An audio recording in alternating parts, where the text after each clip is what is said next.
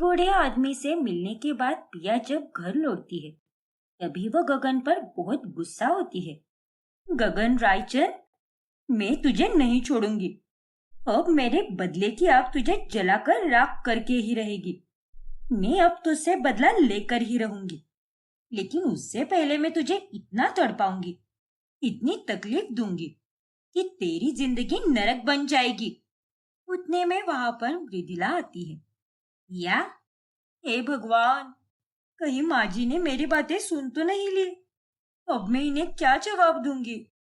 अरे पिया बेटी, मुझे ना अपनी एक सहेली की यहाँ पार्टी में जाना है, तो मैं सोच रही हूँ कि तुम्हारे साथ खरीदारी करने जाओ। तुम्हारी पसंद तो काफी अच्छी है ना, इसीलिए बेटी। हाँ माँ जी, क्यों नहीं, जरूर चलूंगी मैं। ठीक है बेटा, तो फिर मैं तैयार हो जाती हूँ। तू भी तैयार होकर जल्दी आ। हाँ माँ जी। अच्छा हुआ जो माँ जी ने कुछ भी नहीं सुना, वरना आज तो मुसीबत ही हो जाती। फिर एक दिन पिया एक अनजान नंबर से गगन को मैसेज करती है, और गगन को ऐसा लगता है कि वो मैसेज उसकी गर्लफ्रेंड बेबो का है। इस एड्रेस पर जल्दी से मिलने आओ बेबी, मैं तुम्हारा इंतजार कर रही हूँ, तुम्हारी प्यारी गर्लफ्रेंड। ये बेबो का मैसेज किसी अनजान नंबर से क्यों आया है? खैर जो भी हो, मैं अभी जाता हूँ उससे मिलने। वैसे भी आज मुझे उससे मिलने की काफी इच्छा थी। फिर गगन उस एड्रेस पर पहुंचता है। रूम नंबर 203 तो यही है। लगता है बेबो अंदर ही है। लेकिन जैसे ही गगन अंदर जाता है, पिया वहां आकर वह दरवाजा बाहर से लॉक करती है। जिस रूम में गगन गया होता है, असल में वो एक मामूली रूम नहीं होता, बल्कि एक फ्रीजर रूम होता है, जिसमें टेम्परेचर इतना ठंडा होता है कि गगन कांपने लगता है। ओह, ओह, नहीं, ये मैं कहाँ फंस गया? ओह, कोई है? दरवाजा खोलो। लगता है किसी ने मेरे साथ मजाक किया है। किसी ने मुझे फंसाकर चालाकी से यहाँ बुलाया है। कोई है? मेरी मदद करो, दरवाजा खोलो। जितना दरवाजा खटखटाना है खटखटाओ गगन, लेकिन कोई भी तुम्हें इस फ्रीजर रूम के बाहर नहीं निकालेगा। लेकिन तुम चिंता मत करो, मैं तुम्हें यहाँ पर मरने नहीं दूंगी, बल्कि मेरा तो तुम्हें यहाँ पर तड़पाने का इरादा है। तड़पो गगन, और तड़पो, क्योंकि मुझे भी तुमने इतना ही तड़पाया है। गगन की हालत बहुत खराब हो जाती है, और थोड़े ही घंटों बाद पिया वहां का दरवाजा बाहर से खोल देती है। ना जाने कौन था वो, लेकिन ये जरूर किसी की चाल है जो मेरे खिलाफ चली गई है। मैं उसका पता लगा कर ही रहूंगा। उस हादसे की वजह से गगन को बहुत तेज बुखार आता है, और वो 3 दिन तक बीमार ही रहता है। फिर एक दिन पिया मृदुला के हाथ पर चोट के निशान देखती है, और वो हैरान रह जाती है। ये क्या है माँ जी, आपके हाथ पर ये निशान? अरे पिया बेटी, ये चोट तो काफी पुरानी है।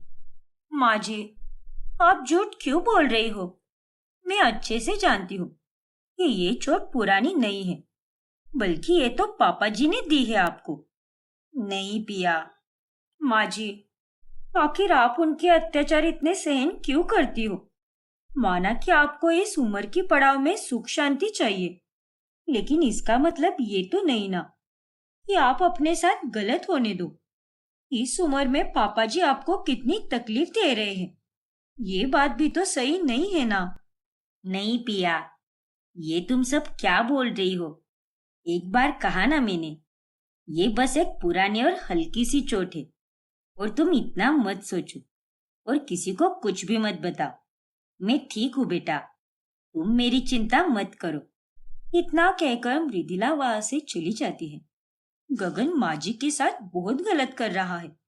मन तो करता है कि अभी उसे सबक सिखा दूं, लेकिन मुझे उसे इतनी आसानी से सबक नहीं सिखाना है, क्योंकि उसने मेरे साथ बहुत गलत किया है। फिर एक रोज जब पिया बगीचे से गुजर रही होती है, तभी वो चुपके से भूषण और गगन को आपस में बात करते हुए देख लेती है। अरे लेकिन वो कौन था? तूने उसका नंबर चेक नहीं करवाया क्या? अरे मैंने नंबर भी चेक करवाया, लेकिन कुछ हाथ नहीं लगा। वो जो भी है ना, बहुत होशियार है। अरे लेकिन तेरे साथ ऐसा कौन कर सकता है? आखिर कौन है ये तेरा दुश्मन? पता नहीं भूषण, पर मुझे पता तो लगाना ही होगा। एक बार बस मुझे पता चल जाए, फिर तो मैं उस इंसान की चमड़ी ही उधेड़ दूंगा। तू मेरा कुछ नहीं बिगाड़ पाएगा गगन। अब तो बस शुरुआत है। आगे आगे देख क्या होता है तेरे साथ। गुजरते दिनों के साथ साथ पिया के अंदर जल रही बदले की आग और बढ़ने लगती है। ऐसे ही एक दिन जब गगन अपनी गर्लफ्रेंड बेबो के साथ घूमने गया होता है, तभी उसके पीछे पीछे पिया भी पहुंच जाती है। वाओ बेबी, ये जगह तो कितनी सुंदर है। यहाँ आसपास तो कोई भी नहीं है, बस हमारा ये खूबसूरत सा बंगलो है जो हरियाली से भरा हुआ है। हाँ बेबो, मुझे भी तुम्हारे साथ यहाँ पर बहुत मजा आ रहा है। अब देखना गगन, कैसे मैं तुम्हारे इस मजे को मुसीबत में बदल देती हूँ। फिर जब बेबो बाहर का नजारा एंजॉय करने जाती है, तभी पिया उस बंगले के चारों तरफ केरोसिन छिड़क देती है और उसे आग लगा देती है, और गगन बेचारा आग के बीचों बीच फंस जाता है। नहीं, बचाओ बेबो, बेबो बचाओ मुझे। गगन, गगन बेबी, अब मैं क्या करूं? कैसे बचाऊं मेरे बेबी को? पानी, पानी का पाइप तो बाहर ही था। हाँ। फिर बेबो पानी के पाइप से आग बुझा देती है और वो गगन को बचा लेती है। तुम ठीक तो हो ना बेबी? हाँ बेबो, मैं ठीक हूँ। लेकिन इतने अच्छे सावन के मौसम में हमारे बंगले में आग कैसे लग गई बेबी? अब मुझे क्या पता यार, ना जाने कौन पड़ा है मेरे पीछे। भगवान का लाख लाख शुक्र है कि तुम्हारी जान सही सलामत है, क्योंकि तुम्हारी जान से ज्यादा कीमती मेरे लिए और कुछ भी नहीं है। हाँ बेबी, मैं जानता हूँ। पिया उन दोनों को चुपके से देख लेती है।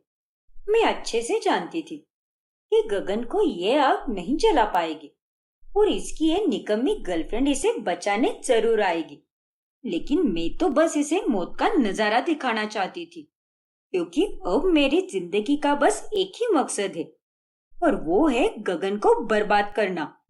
फिर गगन जब घर पहुंचता है, तभी वो सारी बातें घर वालों को बताता है। क्या? ये आप क्या बोल रहे हो डैड? हाँ बेटा, उस दिन भी किसी अनजान ने मुझे मैसेज किया था और होटल रूम में बुलाया और घंटों तक फ्रीजर रूम में लॉक कर दिया। और अब जब मैं अपनी बिजनेस ट्रिप पर गया था, तब वहां पर किसी ने आग लगाई और मुझे फिर से जान से मारने की कोशिश की। पर पापा जी, ऐसा भी तो हो सकता है ना कि आग अपने आप लगी हो, जैसे कि सिलेंडर लीक हो गया होगा या फिर शॉर्ट सर्किट हो गया होगा। अरे माना कि आग अपने आप लग गई, तो फिर डैड को वहां उस जगह पर किसने बुलाया था और घंटों तो फ्रीजर रूम में क्यों बंद किया होगा? डैड, वो ना हो, कोई तो ये जानबूझकर कर रहा है। लेकिन आप फिक्र मत कीजिए, अब आप बॉडीगार्ड्स के साथ ही रहेंगे। मैं अगले 2 दिन में ही बॉडीगार्ड का बंदोबस्त करता हूँ। हाँ पापा जी, अभी सही कह रहा है। आपकी जान को किसी से खतरा है। आप इस घर के और हमारी परिवार की नींव हो, और आपकी जान हम सबके लिए बहुत कीमती है। ये तुम्हारी दवाइयाँ खा लो गगन। डॉक्टर ने तुम्हें इसे वक्त पर खाने के लिए कहा है। वैसे भी तुम्हारी तबीयत पिछले कुछ दिनों से काफी खराब हो चुकी है। ये नाटक बंद करो। कहीं इन सब के पीछे तुम्हारा हाथ तो नहीं है ना? क्योंकि बाहर के दुश्मनों का तो कुछ पता नहीं, लेकिन फिलहाल मेरी जिंदगी में तुम इकलौती मेरी दुश्मन हो, और बदला लेने के लिए तुम कुछ भी कर सकती हो। तुमने ही किया है ना? नहीं गगन, ये तुम कैसी बातें कर रहे हो? मैं ऐसा कुछ क्यों करूंगी? प्लीज मेरा विश्वास करो, इन सब में मेरा कोई हाथ नहीं है। हाँ हाँ, तुम तो एकदम सती सावित्री हो। फिर आने वाले वक्त में वो तो पता चल ही जाएगा या आखिर वो कौन है। फिर अगली सुबह जब गगन नींद से उठता है, तब वो अपने कमरे के आईने पर लाल अक्षरों में कुछ लिखा हुआ देखता है और एकदम से घबराकर चिल्ला पड़ता है। मैं वापस आ गई हूँ और मैं तुम्हें अब नहीं छोड़ूंगी। नहीं, कौन है ये और किसने लिखा इसे? गगन की चीखें सुनकर सभी वहां पर आ जाते हैं। क्या हुआ डैड?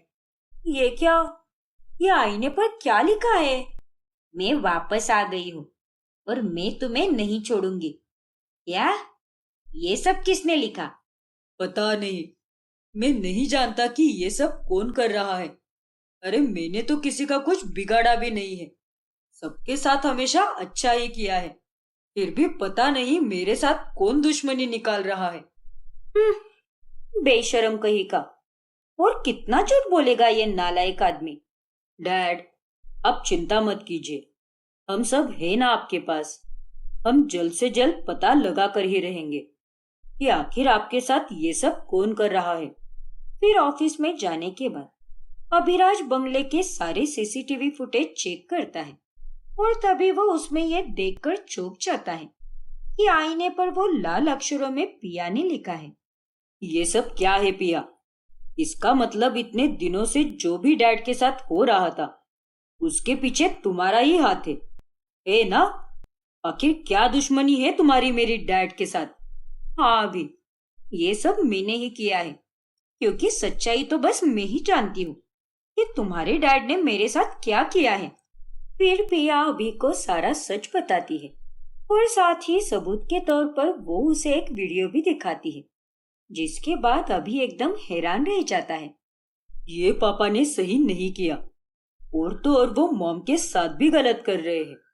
ये देखो अभी, लाइव फुटेज है ये। तुम्हारे डैड के कमरे में उनकी गर्लफ्रेंड है और ये क्या, डैड और मॉम लड़ाई कर रहे हैं। हे भगवान, हमें फौरन घर पहुंचना चाहिए। हाँ अभी। मृदुला घर में बेबो को देखकर गगन पर चिल्ला पड़ती है।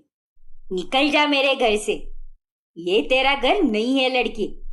और तुझे शर्म नहीं आती क्या? अपने आप से 20 साल बड़े आदमी के साथ अफेयर करती है तू, निर्लज्ज कहीं की। और तुम गगन, ये सब क्या है? बाहर तक तो सब ठीक था, लेकिन अब तो तुम इसे घर पर लेकर आने लगे हो। शी! बंद कर अपनी ये बकवास। अगर कोई इस घर से निकलेगा तो वो तू है। चल दफा हो जाए यहाँ से। ज्यादा होशियारी मत दिखा मुझे, वरना यहीं पर तुझे जिंदा गाड़ दूंगा। चुप रहो गगन, आज तक मैंने तुम्हारा बहुत सहा है, लेकिन अभी के अभी इस मनहूस लड़की को यहाँ से निकालो, बाकी मैं कुछ नहीं जानती। तेरी तो आज तेरी जबान कुछ ज्यादा ही चल रही है। तेरा काम तो तमाम करना ही होगा। फिर गगन मृदुला को मारने के लिए फल की टोकरी में से चाकू उठाता है और वो उस पर वार करने जाता है, लेकिन उतने में वहां पर पिया आती है और वो गगन को रोककर उसे जोरदार थप्पड़ लगाती है। ए लड़की, तेरी इतनी हिम्मत, तूने मुझ पर हाथ उठाया? हाँ, क्योंकि 22 साल पहले भी तूने एक मासूम और बेकसूर लड़की को मारा था, और आज मैं फिर से वही किसी और के साथ नहीं होने दूंगी। क्या? ये तू किसकी बात कर रही है और ये क्या बकवास कर रही है तू? अरे, तुम तो कितनी आसानी से भूल गए। मैं आहाना हूँ, याद आया कुछ? क्या? आहाना? हाँ माँ जी, 22 साल पहले मैं गगन की कंपनी में काम करती थी और फिर मुझे इससे प्यार हो गया, लेकिन फिर मुझे पता चला कि ये आदमी शादीशुदा है और तब अभी बहुत छोटा था। और जब मैं इसे लड़ने गई तभी मैंने इसकी और भूषण की बातें सुन ली। ये आदमी भूषण से कह रहा था कि इसने खन्ना फैक्ट्रीज में बॉम्ब प्लांट किया है क्योंकि ये खन्ना से जलता है और उसे बर्बाद करना चाहता है। जब मैंने इससे लड़ाई की और कहा कि तुमने ये गलत किया है और मैं जाकर सबको बताऊंगी, तभी इसने मुझ पर चाकू से वार किया और मुझे मार दिया और मेरी लाश को ठिकाने लगा दिया। क्या? हाँ माँ जी। फिर कुछ ही दिनों बाद मेरा पुनर्जन्म हुआ, यानी पिया का पुनर्जन्म। मैं जानती हूँ कि आप लोग पुनर्जन्म जैसी बात में नहीं मानते, लेकिन ये होता है माँ जी। इतने सालों तक मुझे कुछ भी याद नहीं आया, लेकिन जब किस्मत ने मुझे अभी के जरिए इस घर में लाया, तब गगन को देखकर हमेशा मुझे अपने पिछले जन्म में घटी हुई घटनाएं याद आती रही। किसी आदमी की धुंधली शक्ल देखना, खून दिखना, तो कभी पुस्तकालय में वो 22 साल पुराने अखबार पर खन्ना फैक्ट्रीज के बॉम्ब ब्लास्ट की खबर पढ़कर अजीब सा महसूस होना, जैसे कि मुझे कुछ पता हो इसके बारे में। और फिर जब मैं एक मार्केट से गुजर रही थी, तभी मुझे एक बूढ़े काका मिले और वो मुझे अपने घर लेकर गए, जिसके बाद वहां पर मैंने अपने पिछले जन्म की तस्वीर देखी और मुझे सब कुछ याद आ गया। वो बूढ़े काका मेरे बाबूजी ही थे। बिटिया, तू इन दोनों को देखकर हैरान क्यों रह गई? बाबूजी, मुझे सब कुछ याद आ गया है। मैं ही आपकी आहाना हूँ, जो 22 साल पहले इस दुनिया को छोड़कर चली गई थी। क्या? और फिर मुझे सब कुछ याद आया। तब मैंने बदला लेने की ठानी और हर बार मैंने गगन को तकलीफ दी। कभी अनजान नंबर से मैसेज करके उसे फ्रीजर रूम में लॉक किया, तो कभी उसका पीछा करके उसके बंगलों में आग लगा दी। इसने सिर्फ मेरे साथ ही गलत नहीं किया है, बल्कि इसने कितने सारे लोगों को उस फैक्ट्री के बॉम्ब ब्लास्ट में मार दिया है। अरे क्या सबूत है तेरे पास? और तेरे इस पुनर्जन्म के किस्से को कोई सच नहीं मानेगा। तू मेरा कुछ नहीं बिगाड़ पाएगी, कुछ भी नहीं। पापा, पिया खाली हाथ नहीं है। इसके पास आपके खिलाफ सबूत है, ये देखिए।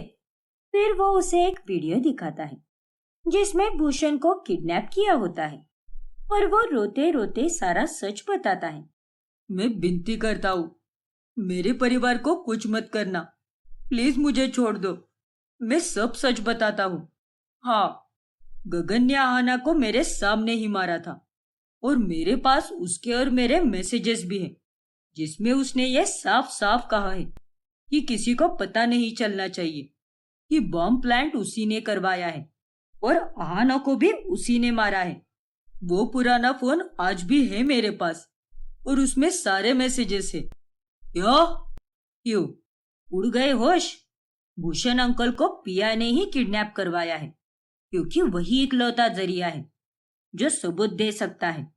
उसे इसी ने कहा कि अगर सच नहीं बताया तो ये उसके परिवार को नहीं छोड़ेगी। ये तुमने अच्छा नहीं किया है ना? और आपने क्या किया पापा? अरे आप तो पापा कहलाने के भी लायक नहीं रहे। जिंदगी भर बस अफेयर पे अफेयर करके मेरी माँ को मारते रहे और वो बेचारी सहती रही।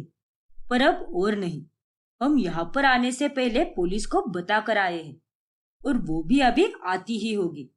उतने में वहां पर पुलिस आती है और वो गगन को गिरफ्तार करती है और उस दिन के बाद से पिया, अभी और मृदुला एक साथ एक खुशहाल जीवन जीने लगते हैं। Rehan, I am ready. चलो अब तुम भी जल्दी से तैयार हो जाओ। आज लवीना और माजी किसी फंक्शन में गए हैं ना, तो वो वहीं से खाना खाकर आने वाले हैं। इसीलिए आज हम दोनों रेस्टोरेंट में खाना खाने चलेंगे। क्या? हाँ रेहान, हमारे एरिया में एक नया रेस्टोरेंट खुला है। काफी लोग जा रहे हैं वहां पर लाइव म्यूजिक भी होता है और उसी वजह से खाना खाने में मजा भी आएगा। अब चलो ना, जल्दी से तैयार हो जाओ। ओफो निकिता, आज मेरा मन नहीं है, थकान सी हो गई है। अरे बाहर जाने से अच्छा तो यही होगा ना कि हम घर पर ही खाना मंगवाते हैं और खाना खाते समय मूवी भी देखेंगे और खूब एंजॉय करेंगे। छोड़ो, तुम्हें जो करना है करो। पहले मेरे एक बार कहने पर ही तुम मेरी सारी बातें सुनते थे, लेकिन अब तो तुम्हारे अलग ही तेवर है। ऐसी कोई बात नहीं है, मैं बस थोड़ा सा थक गया हूं ना, इसीलिए। निकिता मुंह फुलाकर वहां से चली जाती है। रेहान और निकिता की शादी को 3 साल से ऊपर हो चुके थे, जिस कारण अब उन दोनों के रिश्तों में वो पहले जैसी बात नहीं होती। एक दिन रेहान का दोस्त सुदीप उसे अपनी और उसकी वाइफ के फोटोज दिखाता है। ये देख हमारी फोटोज, मैं और अलीशा गोवा गए थे। अलीशा का जन्मदिन था ना, इसीलिए। और उसे मैंने ये रिंग भी गिफ्ट कर दी। अरे वाह, कितने प्यारे फोटोज आए हैं तुम्हारे। तू और भाभी तो एकदम रब ने बना दी जोड़ी टाइप लग रहे हो। सच में बहुत मस्त है। हाँ यार रेहान, शादी को अब करीबन 4.5 साल हो चुके हैं, लेकिन हम दोनों ने अपने रिश्ते को इस तरह बनाए रखा है कि मानो हाल ही में हमारी शादी हुई है। वाह, नाइस यार। सुदीप और उसकी बीवी अलीशा के बीच की फोटोज देखकर अब रेहान सोच में पड़ जाता है। सच में यार, इन दोनों के बीच में कितना प्यार है, वो भी शादी के 4.5 साल बाद होने के बाद भी। मैं भी अपनी वाइफ के लिए कुछ लेकर जाऊंगा और आज मैं उसके साथ कहीं ट्रिप पर जाने की बात भी करूंगा। मैं भी सच में पागल हूँ। मुझे भी अपनी शादी को टाइम देना चाहिए, तभी तो सब सही रहेगा। फिर रेहान फ्लोरिस्ट शॉप में जाकर एक सुंदर सा बुके लेता है और निकिता के लिए सुंदर सा नेकलेस भी खरीदता है। पिछली बार जब हम सोनार के पास गए थे, तभी निकिता को ये नेकलेस बहुत पसंद आया था और आज जब मैं यही हार उसके लिए लेकर जाऊंगा, तब वो इसे देखकर बहुत खुश हो जाएगी और उसका मुस्कुराता हुआ चेहरा देखकर मुझे भी बहुत अच्छा लगेगा। फिर रेहान घर जाकर निकिता को वो नेकलेस और बुके देता है। निकिता, ये तुम्हारे लिए, तुम्हारे favourite white and pink roses. और ये नेकलेस तुम्हें पसंद आया था ना, इसीलिए आज मैंने ये तुम्हारे लिए लाया है। देखो ना इसे। Wow, thanks Rehan. अच्छा, मैं इसे बाद में खोल कर देखती हूँ, मैं अभी बाहर जा रही हूँ ना। वो एक्चुअली बाजार में सेल लगी है एक शोरूम में, वहां पर जाकर जल्दी से अच्छे अच्छे कपड़े ले लेती हूँ, नहीं तो वो सेल खत्म हो जाएगी ना, इसीलिए। अच्छा चलो बाय। हाँ। अरे पर निकिता। फिर निकिता वहां से चली जाती है। अजीब बात है, पहले जब मैं इसके लिए कुछ लेकर आता था तब उसे 1000 बार देखती रहती थी, लेकिन आज मैंने उसके लिए कितना कीमती तोहफा लाया है और उसके बावजूद भी उसने नजरअंदाज कर दिया। वाकई में निकिता काफी बदल चुकी है। निकिता का ये बर्ताव देखकर रेहान को काफी बुरा लगता है। वहां पर उसकी बहन लवीना और माँ गोमती भी होती है और उन दोनों को भी ये बात अच्छी नहीं लगती। देखा माँ आपने, भैया कितने अपसेट हो गए। हाँ लवीना, अरे मुझे तो कुछ भी समझ नहीं आ रहा कि इन दोनों के रिश्ते को आखिर क्या हो गया है। गुजरते समय के साथ साथ इनका रिश्ता तो गहरा और पक्का होना चाहिए, लेकिन इनके रिश्ते में इतना फीकापन कैसे आ गया। सारी मिठास ही चली गई है। हाँ माँ, आप बिल्कुल सही कह रही हो। अरे पहले इन दोनों को देखकर कितने कपल गोल्स मिलते थे मुझे, और मैं भी सोचती थी कि मुझे भी जल्दी शादी कर लेनी चाहिए, लेकिन अब तो मुझे ऐसा लगता है कि मैं सिंगल ही अच्छी हूँ। कुछ नहीं होता शादी में, बस 4 दिन की चांदनी होती है। नया नया सब अच्छा ही रहता है, बाद में सब पुराना हो जाता है। ऐसी बात नहीं है लवीना बेटा, तू अभी ना समझे, और तू पहले अपनी पढ़ाई पर ध्यान दे, उसके बाद शादी का सोच। शादी बस ऐसे ही नहीं टिकती है, उसे 2 लोगों को साथ मिलकर निभाना पड़ता है। फिर एक दिन निकिता नाश्ते में सबके लिए इडली डोसा और मेदू वड़ा बनाती है। तभी, अरे निकिता भाभी, आज अपने उत्तपा नहीं बनाया, भूल गई क्या आप? उत्तपा तो रेहान भैया का फेवरेट है ना। हाँ बहू, अरे जब भी तू साउथ इंडियन नाश्ता बनाती है तब तू बिना भूले सबसे पहले उत्तपा बनाती है, क्योंकि वो रेहान का फेवरेट है। लेकिन आज तू उसे बनाना कैसे भूल गई? ओह नो, सॉरी माँ जी, मेरे दिमाग से ही निकल गया।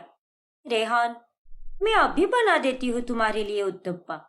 नहीं निकिता, कोई बात नहीं, तुम बैठ जाओ और नाश्ता करो। आई एम सॉरी रेहान, तुम्हें बुरा तो नहीं लगा ना? नहीं निकिता, तुमने ये डोसा भी बहुत अच्छा बनाया है, तो उत्तपा की कोई जरूरत नहीं है। फिर एक बार रेहान दिखाता तो नहीं, लेकिन उसे अंदर ही अंदर बहुत बुरा लगता है। ऐसे ही एक दिन जब निकिता 4 दिनों के लिए अपने मायके रहने जाती है, तभी। क्या हुआ बेटी, आज तेरा मूड इतना ऑफ क्यों लग रहा है? सब ठीक तो है ना? अभी अभी तो तेरे ससुराल से समधन जी का फोन आया था, तो क्या हुआ? कहीं उन्होंने कुछ बोला क्या? अरे नहीं माँ, माँ जी और लवीना से तो बात हो गई है, लेकिन जिस आदमी का फोन आना चाहिए उसका फोन तो आया ही नहीं। जब से वो मुझे कार से यहाँ पर छोड़कर गया है, उसके बाद से तो अब तक उसका एक मैसेज भी नहीं आया है और ना ही कोई कॉल आया है। अरे काम में व्यस्त होगा वो, इतना मत सोच। नहीं माँ, आप भी जानती हो, पहले जब मैं यहाँ पर रहने आती थी तब वो मुझे कितनी बार कॉल किया करता था, लेकिन अभी देखो क्या से क्या हो गया है और उसे क्या पड़ी है मेरी। मैं घर में नहीं हूँ इसीलिए उसे आजादी मिल गई होगी, अब जाएगा लेट नाइट पार्टी करने। इनफैक्ट अभी भी वो अपने नालायक दोस्त के साथ ही होगा। अरे पागल लड़की, दूसरों पर उंगली उठाते समय ये भी ध्यान में रख कि बाकी की 4 उंगलियां हमारी ही तरफ होती है। अरे जब तू अपनी सहेलियों के साथ बाहर घूमने जाती है तब तू उसे फोन करती है क्या? नहीं ना, तो वो भी यही सोच रहा होगा ना कि तू अपने मायके आई है तो तुझे डिस्टर्ब ना करे और तुझे अपने मायके वालों के साथ टाइम स्पेंड करने दे। हर बार बस बुरा क्यों सोचती है तू? अच्छा भी सोच लिया कर ना। नहीं माँ, आप मेरा मूड ठीक करने की कोशिश मत करो, क्योंकि वो तो अब होने से रहा और मैं अपने पति को अच्छे से जानती हूँ। वो काफी बदल गया है माँ, और मैं जब अपनी सहेलियों के साथ बाहर जाती हूँ तब की बात अलग होती है और अब की बात अलग है माँ। अब मैं उससे दूर आई हूँ, वो भी 4 दिन के लिए। ऐसे में उसने मुझे 10 बार फोन करना चाहिए और तो और वीडियो कॉल भी करना चाहिए। अरे अगर ऐसी ही बात है तो तू उसे कॉल करना, उसके फोन का इंतजार क्यों कर रही है तू? नहीं माँ, अरे हर बार उसे फोन मैं ही क्यों करूँ? रिश्ता सिर्फ मेरी ही तरफ से है क्या? वो भी इस रिश्ते में बराबर का साथीदार है, तो उसका भी कुछ फर्ज बनता है ना। निकिता अब गुस्सा होकर बैठ जाती है। वही दूसरी तरफ रेहान निकिता के फोन कॉल का इंतजार कर रहा होता है। पहले पहले तो जब मैं दिन भर बिजी होता था तो शाम तक उसका फोन आ ही जाता था, लेकिन अभी मैडम को इतना भाव चढ़ गया है कि उसने एक बार भी मुझे कॉल तक नहीं किया। अरे फोन कॉल करना तो दूर की बात है, लेकिन उसका तो एक मैसेज भी नहीं आया। मायके में जाकर अपने पति को तो ये भूल ही गई है। भूलने दो, मुझे भी क्या पड़ी है। रेहान और निकिता के बीच तनाव काफी बढ़ जाता है और ऐसे ही एक दिन अचानक से रेहान की तबीयत खराब हो जाती है। तभी वो घर पर ही रहता है। निकिता बहू, रेहान के लिए कोई हेल्दी सा सूप बना दे, वो पीकर उसे अच्छा लगेगा। और आज तुझे घर के काम करने की कोई जरूरत नहीं है, बस तू दिन भर उसके साथ ही बैठ। जब तुम उसके साथ और उसके पास रहोगी तभी उसे अच्छा लगेगा। हाँ भाभी, पापा कहते थे ना, कभी कभी दवाइयाँ भी वो काम नहीं करती जो काम किसी का साथ और किसी की मौजूदगी कर देती है।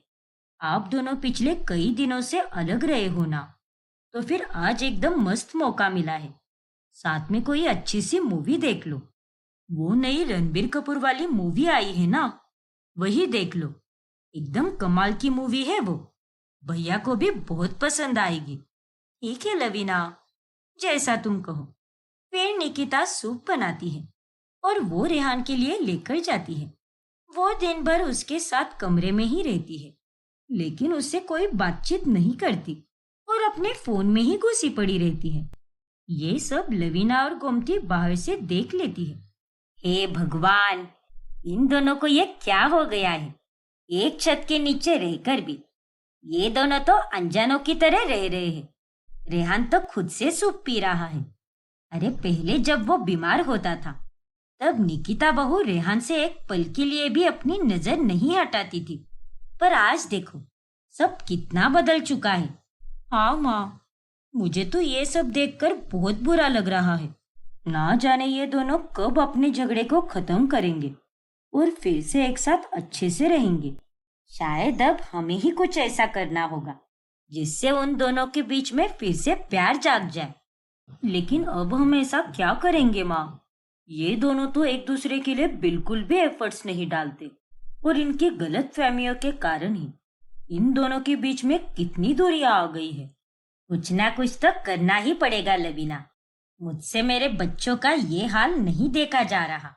फिर लवीना और गोमती अब उन दोनों के बीच में प्यार का एहसास जगाने के लिए नई नई तरकीबें सोचने लगती है।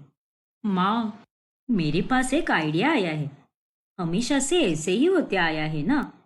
जब जब भैया एफर्ट्स डालते हैं तब भाभी ने उन्हें नजरअंदाज किया है और जब भाभी एफर्ट्स डालती है तब भैया उन्हें नजरअंदाज करते हैं। हाँ, फिर इस बार हम उन दोनों को अलग अलग प्यारे से तोहफे देंगे और उन दोनों को यही लगेगा कि उन दोनों ने ही एक दूसरे को तोहफे दिए हैं और इसी के चलते उन दोनों के बीच में प्यार भरी बातें शुरू होंगी। हाँ बेटा, यही सही रहेगा और ये आइडिया भी बहुत अच्छा है। फिर लवीना और गोमती उन दोनों के लिए गिफ्ट्स खरीदती है और वो गिफ्ट्स वो उन दोनों के पास छोड़ देती है। लेकिन जब वो दोनों उन गिफ्ट्स को देखते हैं तभी ये क्या, ये गिफ्ट ये तो रेहान ने दिया है। सीधे मुंह बात भी नहीं कर सकता और अब मुझे गिफ्ट दे रहा है। मुझे नहीं देखना इसका कोई गिफ्ट। वही दूसरी तरफ पहले इग्नोर करो और फिर गिफ्ट देखकर झूठे मन से मनाओ, यही आता है उसे और कुछ नहीं। गुस्से की वजह से निकिता और रेहान एक दूसरे के गिफ्ट्स खोलते ही नहीं और ये देखकर गोमती का माथा और फिर जाता है और अंत में वो उनके पास जाकर गुस्से से कहती है, तुम दोनों के बीच ये सब क्या चल रहा है? अरे तुम दोनों तो पति पत्नी हो ना, तो फिर ये अजनबियों की तरह क्यों रह रहे हो और एक दूसरे से तुम्हारा मन इतना उठा हुआ क्यों है? आखिर क्या हो गया है तुम दोनों को? मुझे कुछ मत कहो माँ, क्योंकि इन सब में निकिता का ही कसूर है। इसे खुश रखने के लिए मैं हमेशा कोशिश करता था, लेकिन ये तो मुझे और मेरे एफर्ट्स को हर बार इग्नोर ही करती है। इसके लिए इसका पति अब पुराना हो गया है ना, इसीलिए इसकी जिंदगी में अब मेरी कोई वैल्यू नहीं है। मुझे शट अप रेहान। अरे तुम तो ऐसे कह रहे हो जैसे मैंने कभी कोई एफर्ट्स नहीं डाले। मैंने भी तुम्हें हमेशा खुश रखने की कोशिश की, लेकिन तुम ही थे जो हमेशा थक जाते थे या फिर कहीं ना कहीं बिजी रहते थे। दोस्तों के साथ वक्त बिताने में इसे कोई दिक्कत नहीं है, लेकिन उतना ही वक्त तुमने कभी मेरे साथ भी बिताया है क्या? देखो बच्चों, तुम दोनों को ये बात समझनी होगी कि शादी को चलाने के लिए एक दूसरे को समझना बहुत जरूरी होता है। अगर ये थक गया है तो तुझे उस बात को समझ कर लेना चाहिए, ना कि उससे रूठ कर बैठना चाहिए। और अगर बहू तेरे एफर्ट्स को इग्नोर करती है तो तू भी उस बात को सकारात्मक रूप से लिया करना। कभी एक हाथ छोटी बात को इग्नोर कर भी दिया, इसका मतलब ये तो नहीं होता ना कि ये तुझसे प्यार ही नहीं करती। रिश्ते में अगर समझदारी और अपनापन होगा तभी वो रिश्ता कायम रहेगा और अच्छे से चलेगा।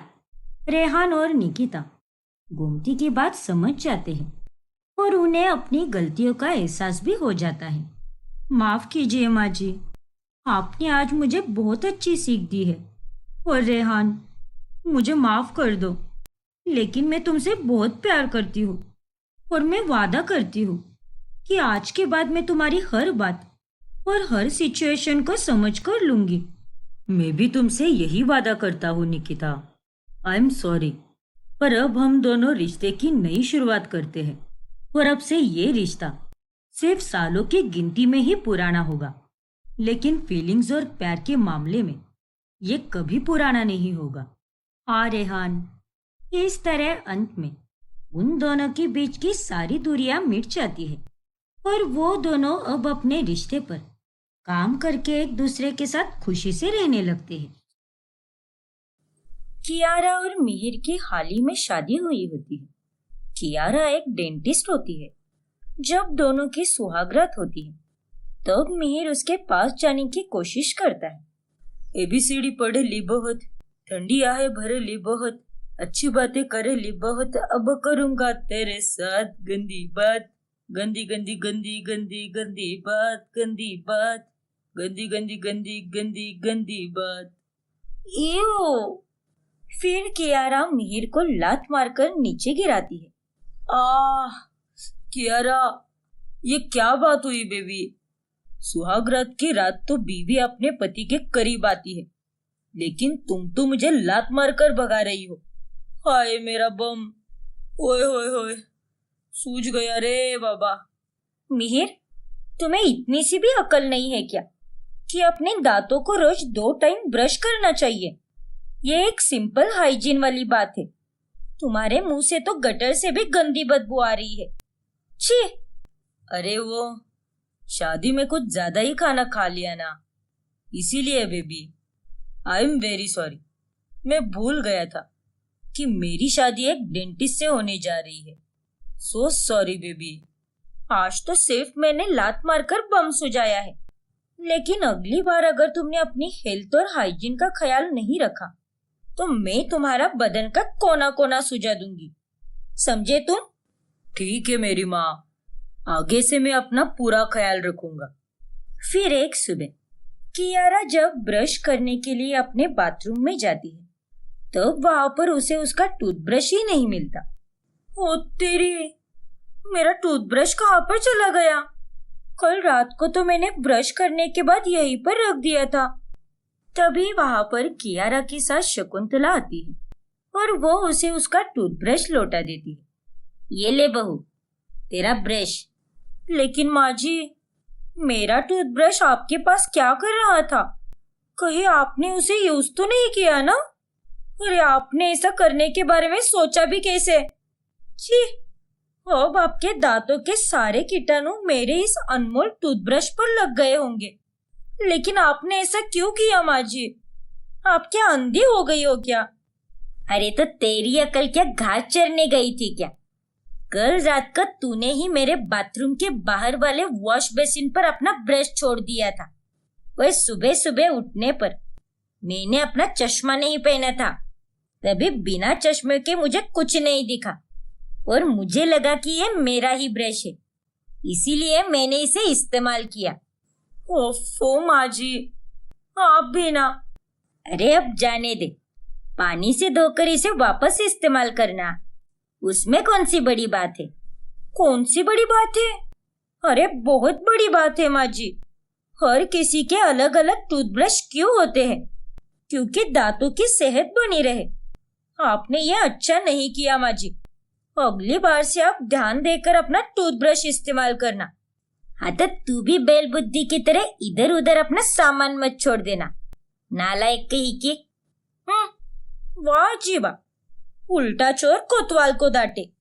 चल अब बातें मत बना, अपने दांत साफ करके किचन में आ जा। और आज नाश्ते में छोले भटूरे बनेंगे।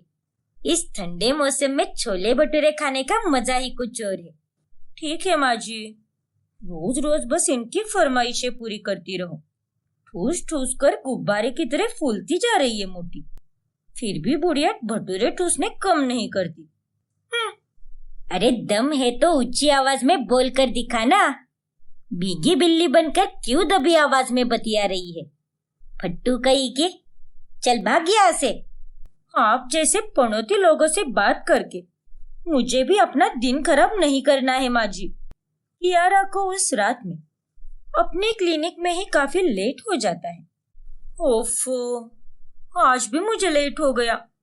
अब तो सारी दुकानें भी बंद हो चुकी होगी। एक काम करती हूँ, ऑनलाइन ब्रश मंगवाती हूँ। अगर मैंने अभी ऑर्डर कर दिया तो सुबह तक मेरा टूथब्रश भी आ जाएगा। हाँ, यही सही रहेगा। फिर कियारा ग्रोसरी स्टोर वाले की ऐप पर जाकर उनसे टूथब्रश मंगवाती है। लेकिन सुबह सुबह जब टूथब्रश घर पर आता है, तब वो ब्रश कियारा की जगह मिहिर ले लेता है। अरे वाह, ये नया टूथब्रश, कितनी केयरिंग बीवी है मेरी। मेरे पुराने टूथब्रश को देखकर उसने मेरे लिए नया टूथब्रश मंगवा दिया।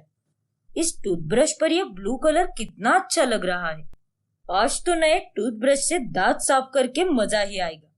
फिर मिहिर कियारा के नए टूथब्रश से अपने दांत साफ करता है और ब्रश करने के बाद में वो कियारा के पास जाता है।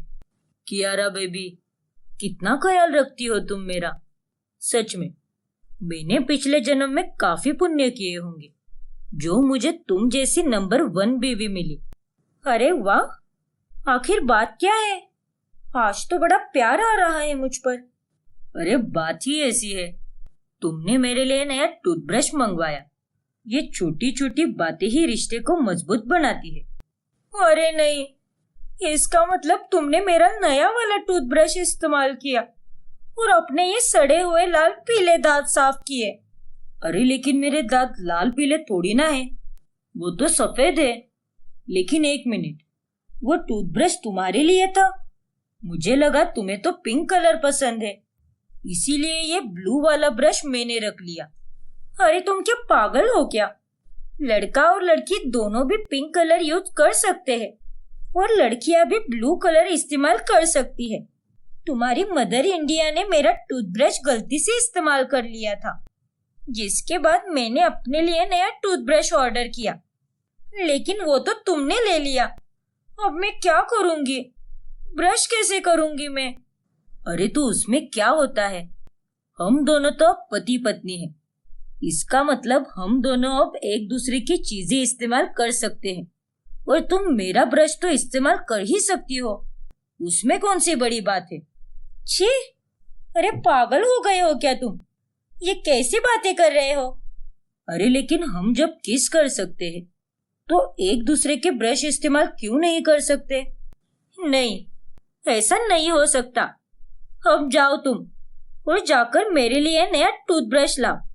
तुमने मेरा नया टूथब्रश इस्तेमाल किया ना, अब तुम ही मेरे लिए नया ब्रश लाओगे। जाओ जल्दी। लेकिन बेबी टाइम तो देखो, प्लीज आज के दिन एडजस्ट कर लो ना। नहीं मिहिर, तुम जल्दी जाओ। अरे तुम्हें तो अपनी दांतों की कुछ भी नहीं पड़ी, लेकिन मुझे अपनी डेंटल हेल्थ एकदम अच्छी रखनी है। और अगर मैंने तुम्हारा ब्रश इस्तेमाल किया तो मेरे दांतों में तुम्हारे कीटाणु चिपक जाएंगे। छी, जाओ अब जल्दी। फिर मिहिर को सुबह सुबह कियारा के लिए नया टूथब्रश लाना पड़ता है। फिर एक दिन उनके घर पर कियारा की बुआ सास कमलकली आती है। और कैरी बहू, कैसन बा? सब ठीक बा कि नहीं? बुआ जी, मेरा नाम कैरी नहीं है, कियारा है। अरे जो भी हो, उमा का होता है, हम तो अरे को दिल से पुकारते, मुंह से चाहे सही हो या गलत। जी बुआ जी, कोई बात नहीं। बेवकूफ बुढ़िया कैसे पान चबा रही है। छी, इसके दांत भी एकदम बुरी तरह खराब हो चुके हैं। फिर अगली सुबह कमलकली सबसे जल्दी उठती है और उसे टूथब्रश ना मिलने पर वो कियारा के कमरे में जाकर उसके बाथरूम में से उसका टूथब्रश उठा लेती है और आंगन में जाकर ब्रश करने लगती है।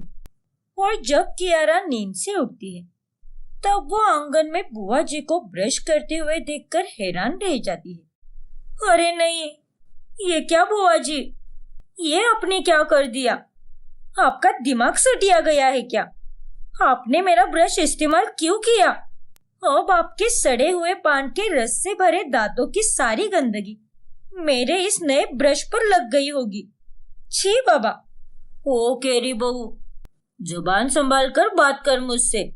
ये कौन सा तरीका होता है बात करने का? कोनो तमीज वमीज है कि नहीं तोरा को? अरे तमीज तो आपको नहीं है। गांव में तो नीम और बबुल के दातुन का इस्तेमाल करती हो और शहर में आकर अपनी बहू का टूथब्रश इस्तेमाल करती हो। और ये कोई जगह है क्या ब्रश करने की? ये आपका कोई गांव नहीं है, शहर है शहर। कियारा और कमलकली की सारी बातें अड़ोस पड़ोस वाले सुन लेते हैं और वो सभी लोग हंसने लगते हैं। कमलकली को बहुत बुरा लगता है और अपनी बेइज्जती का बदला लेने के लिए वो कियारा के ब्रश को नुकीले ब्रश से बदल देती है।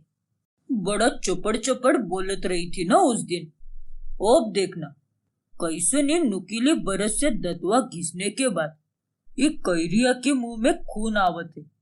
फिर कियारा जब उस नए ब्रश को इस्तेमाल करती है तभी उसके मुंह से खून निकलने लगता है। ओह! तुझे देखकर इस्तेमाल करना चाहिए था बहू। लेकिन माँ जी, मैंने जब इसे लाया था तब तो ये बिल्कुल सही था, लेकिन ये अचानक एक नुकीले टूथब्रश में कैसे बदल गया, मुझे भी कुछ समझ में नहीं आ रहा। फिर एक दिन सफाई करते समय कियारा को कमलकली के कमरे में उसका टूथब्रश मिलता है। अच्छा, इसका मतलब बुआ जी ने ही मेरे नए टूथब्रश को नुकीले टूथब्रश से बदल दिया ताकि वो अपनी बेइज्जती का बदला ले सके। अब तो मैं बुआ जी को बिल्कुल नहीं छोड़ूंगी, उनका पर्दाफाश तो करके रहूंगी। फिर कियारा सबके सामने जाकर बुआ जी की सच्चाई बताती है और तभी बुआ जी को भी काफी शर्मिंदगी महसूस होती है। माफ कर दे बोरिया, हमसे गलती हुई गई। हमका सच में बहुत ही शर्मिंदगी महसूस होत रही। हाथ जोड़ के तोहरा से माफी मांगते। देख बहू, कमलकली दीदी ने जो भी किया है गलत किया है, लेकिन वो तुझसे माफी मांग रही है। अरे हमने भी तो गलतियां की है। हाँ बहू, मैंने गलती से ही तेरा टूथब्रश इस्तेमाल कर दिया था, मुझे माफ कर दे। हम सबको अपने अपने अलग टूथब्रश इस्तेमाल करनी चाहिए। हाँ Kiara, I am also sorry. अगर हम आपस में ही हाइजीन मेंटेन करके रहेंगे तब जाकर सबकी सेहत बनी रहेगी। और कियारा, बुआ जी को भी प्लीज माफ कर दो। फिर कियारा सबकी गलती के लिए उन्हें माफ कर देती है और उस दिन के बाद से घर के सभी लोग अपना अपना टूथब्रश इस्तेमाल करते हैं।